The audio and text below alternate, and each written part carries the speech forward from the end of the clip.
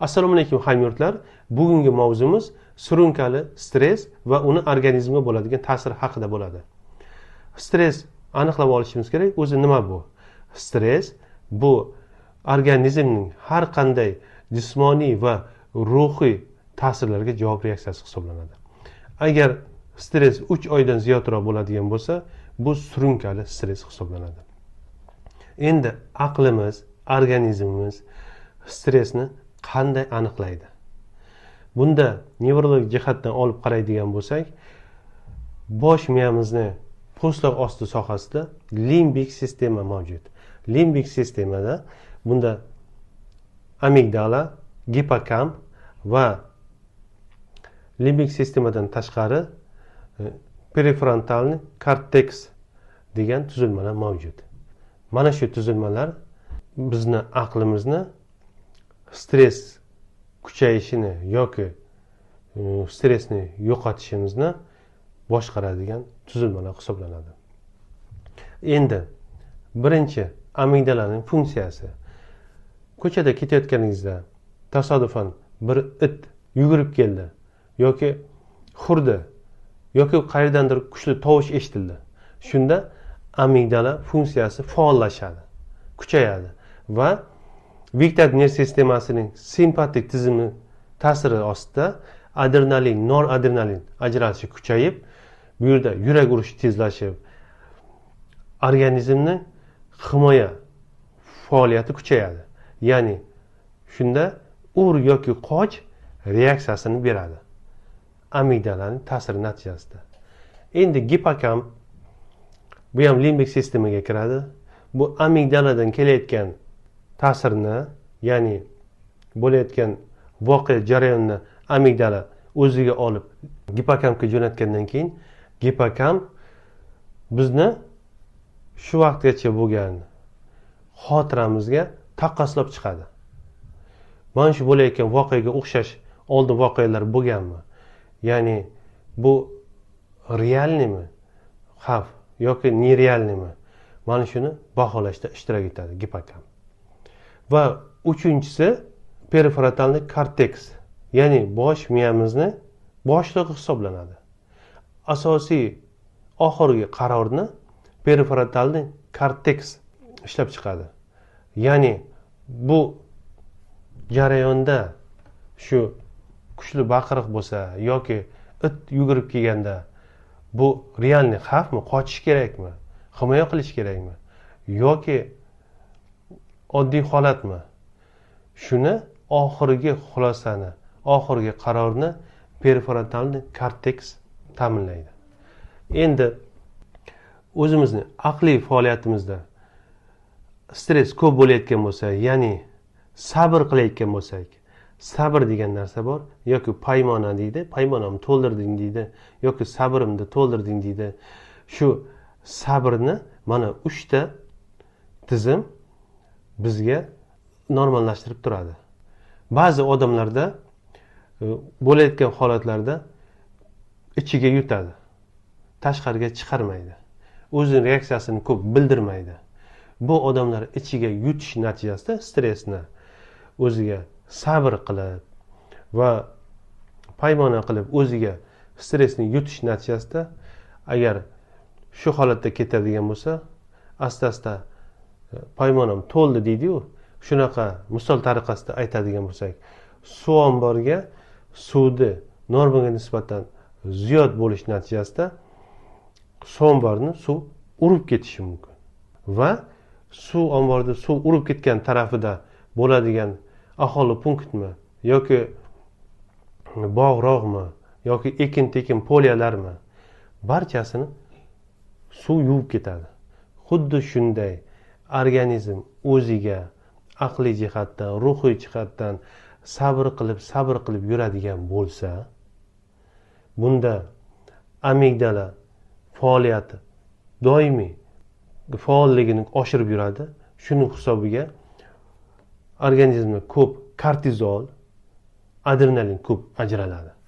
Va kortizol, adrenalin ko'p ajralish natijasida buni gipokamp tizimini va prefrontalniy korteksning faoliyatini susaytiradi.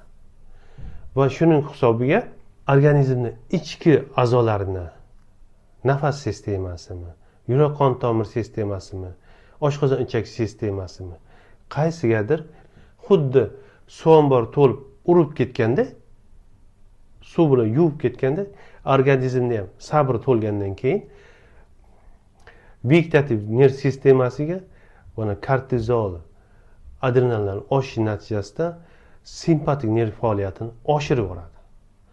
Doimiy kortizol ko'p ajralishining hisobiga limbik sistemasi faoliyatini, ya'ni amigdalaning faoliyatini oshirib yuboradi.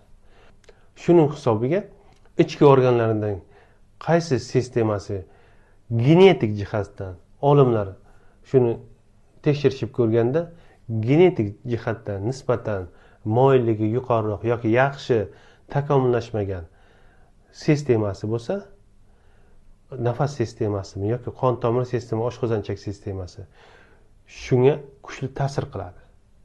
Mana endi olib qaraydigan bo'lsak, agar doimiy stress bo'lgandan keyin ba'zilarda giperventilyatsion sindrom kuzatiladi. Bunda sal narsaga, sal stressga tushadigan bo'lsa, vahima, qo'rquv, his-hayajon oshib ketadi. Tez-tez nafas oladi. Nafas yetishmaganday hissi bo'ladi. Chuqur-chuqur nafas oladi. Lekin pulsaksometrdan qo'liga qo'yib aniqlaydigan bo'lsak, saturatsiyasi normalniy bo'ladi. Lekin nafas yetishmayotgan his shunaqa tuyuladi unda va o'zi shuni ixtiyoriy qilmaydi, beixtiyor kuzatiladi shu. Yoki qon tomir sistemasiga agar ta'siri kuchli bo'ladigan bo'lsa, unda kardiak nevroz kelib chiqadi. Ya'ni yuragi haddan ziyod tez urib ketishi, taxikardiya bo'lishi, arterial qon bosimining oshishi, ba'zan aritmiyalar kuzatilishi, yurak ko'krak sohasida og'riqlarda bo'lishi, yuragim ba'zan to'xtab qolishi mumkin degan qo'rquv, vahima bo'lishi, nafas yetishmagandek hislar bo'lishi, tomog'ida bir narsa tiqilib qolgandek bo'lishi, bu kardiogin nevrozga xos belgi hisoblanadi. Bu qon tomir sistemasiga surunkali stressning ta'siri natijasida kelib chiqadi. Uchinchisi serka, ya'ni oshqozon ichak sistemasiga ta'sir natijasida sindrom раздражения кишечника yoki ichaklarning ta'sirlanish sindromi kelib chiqadi.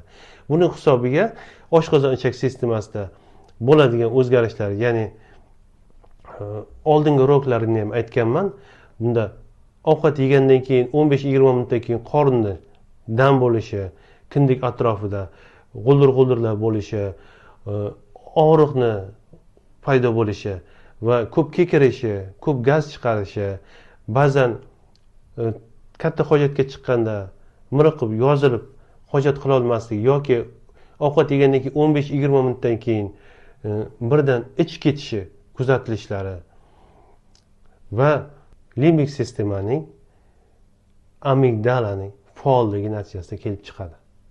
Shu bilan birga nafas sistemasi, yurak, qon tomir sistemasi, oshqozon ichak sistemasiga ta'siridan tashqari oyoq qo'llarda nisbatan sovuq bo'lishi yoki ba'zan qaltirashlarning kuzatilishi, ishtahani sustligi, vahima, qo'rquvni bo'lishi, uyquning buzilishlari kuzatilishi, bularning hammasi bu surunkali stress natijasida bosh miyaning po'stloq qismining ostki sohalaridagi bemor poliklinikaga borib murojaat qilganda tez-tez nafas olyapman deb giperventilyatsion sindrom bo'ladigan bo'lsa, nafas yetishmaganday bo'ladi, sal narsaga qo'rqib, vahima, hayajonlanib ketyapman, xavotir kuchayib ketyapti. Shunda birdan nafasim tezlashib ketyapti, o'zimni boshqara olmayapman degan shikoyat qiladi. Yoki kardiak nevrozda boya aytganda yurak tez-tez urib ketishlari, yurak to'xtab qolishi mumkin degan vahima, qo'rquvlar bo'lishi yoki oshqozon ichak sistemasi qorindan bo'lishi, qorin sohasida og'riq, kekirishlarini yoki ich ketish, ich qotishlarni poliklinikaga chiqqandan keyin terapevtga murojaat qilib aytadi. Va buni yurak sohasida bo'ladigan bo'lsa, kardiak nevroz bo'lsa, EKG qilishi mumkin yoki holter qo'yib ko'rganda ham yurak sohasida unday o'zgarishlar, organizmga o'zgarishlar kuzatilmaydi. nafas sistemasida bo'ladigan o'zgarishlardan bunda rengen tushib ko'rishi mumkin. Uni o'pkasini eshitib ko'rganda ham bunda o'pka kasalliklarida bo'ladigan bronxial astma yoki obstruktiv bronxitlarga o'xshash klinika bermaydi. Va yana ichaklarning ta'sirlanish sindromida ham gastrit yoki oshqozon 12 barmoq ichak yarasi yoki pankreatit belgilaridan nisbatan ajralib turadi.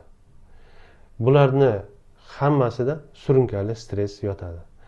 Bizga ko'rinadigan tarafi, men aytayotganim, bizga ko'rinadigan tarafi boyaga aytgan nafas va yurak qon tomiri oshqozon ichak sistemasida bo'ladigan simptomlardan bizga namoyon bo'ladi va xavotirlar, qo'rquv, uyquning buzilishi, ishtahasizlik va kayfiyatning buzilishi yoki pasayishi, tez jahldor bo'lishlari hisobiga bularni bu nevrologik simptomlar bilan qo'shgan holda anamnezini surishtiradigan bo'lsak, uzoq vaqt stressga borib taqaladi yoki depressiyaga borib taqaladi.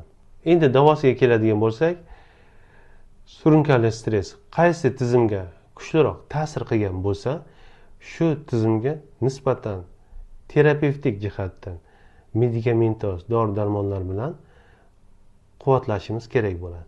Va ikkinchi tarafdan nevrologik tarafdan antidepressantlar, ya'ni stresslarni kamaytirish maqsadida siyozinlarni qo'shishimiz kerak bo'ladi. Va uyqu buzilayotgan bo'lsa, sedativ dori vositalarini qo'shishimiz kerak bo'ladi. Endi terapevtik jihatdan qaysi tizimda bo'layotgan bo'lsa, uni aytdik, davo muolajalarini nevrologik jihatdan aytdik. Uchinchisi bu psixoterapiya hisoblanadi. Va asosiysi ham psixoterapiya hisoblanadi. Psixoterapiyada organizmni, ya'ni odamning ongini, tashqi muhitga, jamiyatga bo'layotgan reaksiyasini, fokusini to'g'rilab beradi. Ya'ni biron bir holatlarga qarab, biron bir bo'layotgan voqealarga qarab asabiylashish, shu senga kerakmi? Senga shuni issig'i ham yo'q, sovug'i ham yo'q. Uni miyangdan chiqarib tashla. O'zingning ustingdan ishla. Shaxsiyatingni rivojlantir. Va nimadan xursand bo'lyapsan? Yoki nimadan bilan o'rtoqlaring bilan birga bo'lsang, nisbatan kayfiyating ko'tariladimi? Oilang bilanmi? Yoki o'zingning yaxshi ko'rgan ishing bilan shug'ullansang, nisbatan kayfiyating yaxshi bo'ladimi? Shularni hammasini bemor bilan muloqotda bo'lgan holda bemorni psixologik jihatdan to'g'ri yo'nalish beradi. Va terapevtik, nevrologik va psixoterapevtik davo muolajalarini birgalikda olib borgandan keyin xavotirli buzilishlar, astenonevrotический sindrom, yurak nevrozi, giperventilyatsion sindrom, ichaklar ta'sirlanish sindromi hammasiga kompleks davo muolajalarini olib borgandan keyin shifo topish imkoniyati bo'ladi. Qisqacha mana shu ma'lumotlarni sizlarga yetkazmoqchi edim. Savollaringiz bo'lsa, kommentariyada qoldirishingiz mumkin. Sog' bo'lingizlar.